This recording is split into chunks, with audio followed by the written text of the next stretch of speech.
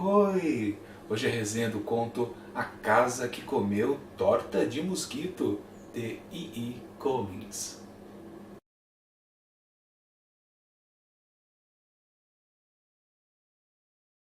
Era uma casa alta e vazia, com muitas e muitas janelas.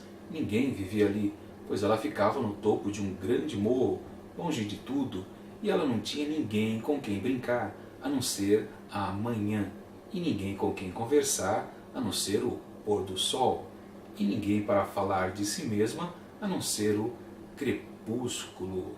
Realmente era uma casinha que se sentia muito solitária lá em cima daquele morro. Mas um dia ela começou a ouvir um barulho estranho que cada vez cresceu mais e mais, até que um momento ela percebeu que era o bater de asas. E finalmente depois ela descobriu que se tratava de um passarinho que fez uma pergunta curiosa: posso morar aí dentro com você? Bom, a partir daí eu não vou contar, porque senão estraga a experiência de quem ainda pretende ler este conto. A Casa que Comeu Torta de Mosquito está nesse livro Quatro Contos de E.E. Cummings. É um livro, claro, infantil, a premissa não deixa dúvidas, mas dessa vez, esse é o terceiro conto que a gente analisa aqui desse livro, não foi muito boa a experiência deste texto. Não que ele seja ruim, é que ele é um pouquinho decepcionante.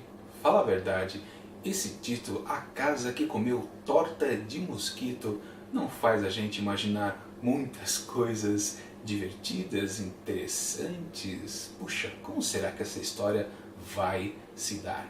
Mas quando a gente começa a ler, a gente percebe que ela é praticamente igual ao conto anterior que a gente viu na semana passada, O Elefante e a Borboleta. É igual a situação, alguém está parado no lugar, chega um outro e os dois ficam amigos e passam a viver juntos. Se lá era um elefante que estava em casa e se aproximava uma borboleta, aqui é uma própria casa e se aproxima um passarinho. Do mesmo jeito, né? Coisas pesadas, fixas, e se aproximam coisas leves, pequenas. É o mesmo padrão, né? Não tem como não negar. Fora que também tem aquela coisa que eu já tinha antecipado lá no primeiro vídeo, que todos os contos aqui desse livro tinha a mesma noção de que alguém tem um certo receio de se aproximar ao outro. Isso em referência àquela coisa que o autor escreveu todos esses textos para a sua filha Nancy. Ou seja, aquela aflição, né, do adulto não conseguir se comunicar com uma criança. Então, mais uma vez, claro, acontece aqui e depois tudo fica em paz. Mas, além do título que já abria as expectativas, o comecinho do texto ele também tem mais poesia, ele tem mais lirismo do que os outros. Isso também promete, mas aos poucos ele vai caindo naquele texto mais padrão de histórias infantis, com a repetição de palavras. Ele vai abobando, digamos assim, vai perdendo a parte mais poética. Que pena, né? Porque estava indo bem. E depois, só para não ficar também nisso, acontece um pequeno probleminha ali que atrapalha justamente a torta de mosquito, a feitura da torta, obviamente. E findo esse problema, essa dificuldade que os dois juntos, agora como amigos, enfrentam, que na verdade não é muito bem explicado o que diabos aconteceu ali, né? Mas aquela coisa chamativa da torta, enfim, não rende nada. Que chato, né? Minha avaliação deste conto, pois é, ali no comecinho eu achei que eu estava de frente de mais um conto interessante, tanto quanto aquele primeiro, o velho que só perguntava por quê, que tinha aquele final que agradava muito aos adultos. Mas não, né? Porque ficou só no começo mesmo. Tinha o título bem chamativo, criativo, depois o começo do texto também muito interessante, mas foi definhando até chegar aquele probleminha que meio bobo a situação que acontece, meio que jogada ali pra nada. Nem sei se uma criança também acha aquilo interessante. E também a parte da torta de mosquito não foi muito bem empregada. Basicamente só foi feita a torta e a casa e o passarinho comeram a torta. Tá, e daí? É pouco. Parecia que ia surgir algo bem interessante, bem original dali, mas não, de repente a história já acaba e a gente começa a esquecer o texto. Pena, né? Não tem quase nada para dizer sobre ele, porque realmente ele não tem muita coisa. Mas a gente pode ficar pensando, né?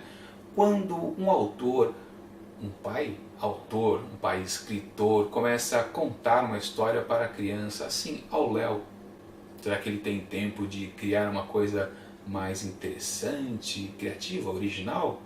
Será que E.E. Cummings, quando escreveu todos esses textos aqui, primeiro ele estava ao lado da sua filha Nancy e, querendo distrair ela, ou a pedido dela, ele começou uma história qualquer e só então depois ele transcreveu para o papel? Mas por que também um autor que sabe escrever acaba fazendo textos fraquinhos? Por que não ousar em textos infantis?